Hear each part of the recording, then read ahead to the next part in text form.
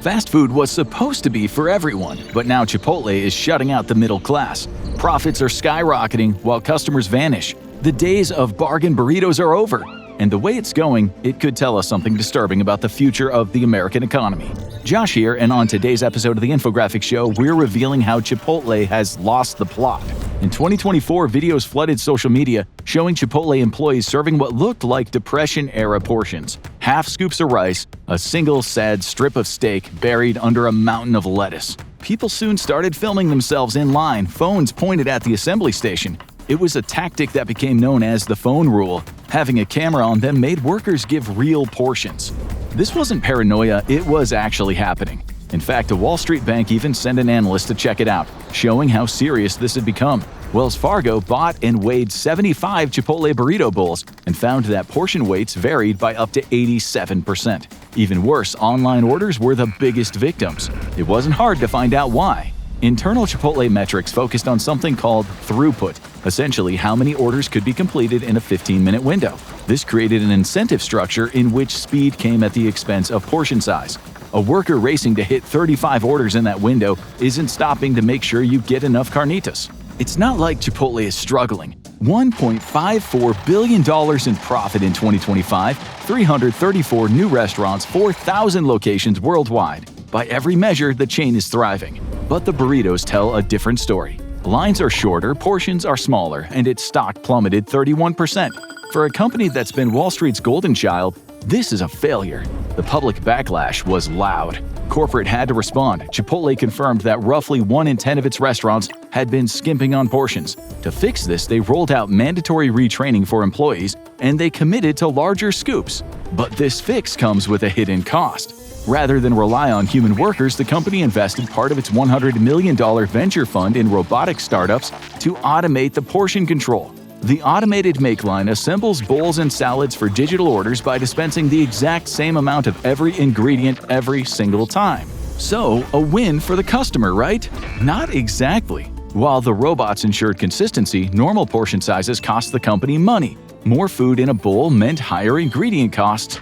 And who picked up the tab? You, the consumer. Chipotle rolled out a series of price hikes. A $7 lunch now costs between $12 and $16. The TikTok generation had fought for proper burrito bowls, and now they couldn't afford them.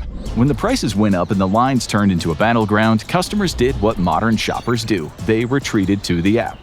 The Chipotle app had been around for years and was positioned as a convenience tool. It allows you to skip the lines, customize your dishes, and earn rewards points. For a brief moment, it looked like a win for both sides. Customers got speed, Chipotle got order data to optimize its processes. But something else started happening inside of the app, and corporate noticed fast.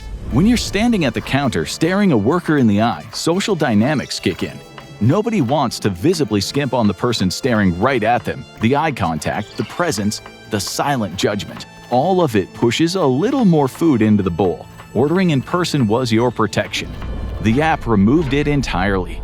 Customers couldn't see their food being made. There was no visible accountability. With Augmented Makeline robots making digital orders specifically, the company closed the loop. A machine dispenses programmed amounts. The customer never sees it happen, and by the time the bowl arrives at the pickup shelf and the lid comes off, the transaction is already over. The portion war was won by taking away the customer's ability to fight for more in the first place. But it might have started a new problem. By early 2026, the consequences began showing up in traffic numbers. Lower-income customer visits had dropped sharply. People who used to come to Chipotle a couple of times a week were gone. They were priced out, skimped out, or just exhausted by the whole process. This is the moment when every other fast food chain in America has made the same move.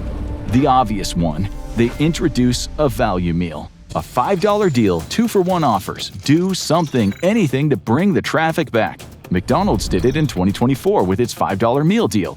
Taco Bell and Wendy's both have value meals. This is what fast food does when lower-income customers pull back. But Chipotle, they did the opposite. CEO Scott Boatwright went back through the consumer data and discovered something that changed everything. 60% of Chipotle's remaining core customers made more than $100,000 per year. In February 2026, Boatwright was on an earnings call and candidly told investors, "We are the way they want to eat, and we're going to lean into that in the most meaningful way." In other words, the strategy wasn't to win back the old customers, it was to accept the new reality and build around it. It's what economists call the K-shaped economy. The idea is simple. After major economic shocks, the recovery doesn't lift everyone equally. The top of the K keeps rising. Higher incomes, more spending, and more assets. The bottom keeps falling. Lower wages, shrinking purchasing power, and fewer dollars for things like lunch. Think of it like a nose-diving commercial airliner. The rational move when you're losing altitude is throw out any extra weight. The irrational move? Rip out the coach seats and use them to build a heavier, fancier first-class lounge. Chipotle, well, they went for the latter. The reasoning was that the average consumer, the one earning around $100,000 per year, wouldn't notice. They were already wage-adjusted for inflation. Boatwright's comment went viral. Critics said the company had admitted what many already suspected. Chipotle was no longer for the regular people. Boatwright later tried to clarify what he called misinformation about the pricing strategy, but the earnings call audio was public, and those words were his. Want to see more behind-the-scenes stories like this where companies quietly decide who gets what and who gets left out? Make sure to like, share, and subscribe so you don't miss out. So why exactly are people willing to pay $16 to $18 for a Chipotle bowl in the first place? Part of the answer lies in a pharmaceutical revolution happening at the very top of the income scale. GLP-1 drugs like Ozempic and Wegovy were originally developed for diabetics, but they have since exploded in popularity as weight loss tools among affluent Americans. By the mid-2020s, millions of high-income Americans were using these drugs and they were changing the way they ate. GLP-1 users eat less overall, but when they do eat, they crave high-protein, nutrient-packed meals. They're shopping for macronutrients instead of cheap filling calories and fats, which is where Chipotle's North Star brand came in. It positioned itself as clean food, clean ingredients, high protein. Chris Brandt, Chipotle's chief brand officer, specifically cited GLP-1 users as part of the demographic Chipotle is now targeting. In late 2025, the company launched a dedicated high-protein menu. Limited-time items like chicken al pastor became instant fan favorites. Internal data showed that customers who bought these specials spent more and visited more often than those who didn't. This put Chipotle at a crossroads. They have quietly repositioned themselves as a macronutrient pharmacy for affluent tech workers and professionals on appetite-suppressing drugs. Meanwhile, the cheap-filling meals that working class loved are now an afterthought. The wealthy customers don't want a giant burrito, they want 45 grams of protein in a reasonably sized bowl that fits neatly into their GLP-1 eating window, and they're willing to pay $17 for it. So, what's Chipotle's plan to win back the lower-income customers that they've been losing? A cup, specifically a protein cup.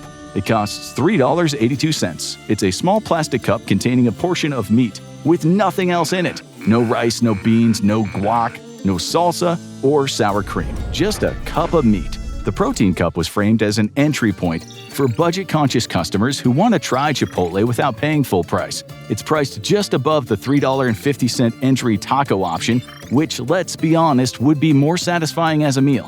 When the company started in 1993, the concept was simple. You could get a handcrafted, customizable meal made with responsibly sourced healthy ingredients at a reasonable price. Over 30 years later, you can get a cup of meat for $3.82. As a side, the protein cup isn't an entry point into the Chipotle experience, it's an exit sign, one politely pointed at everyone who can't afford to be there.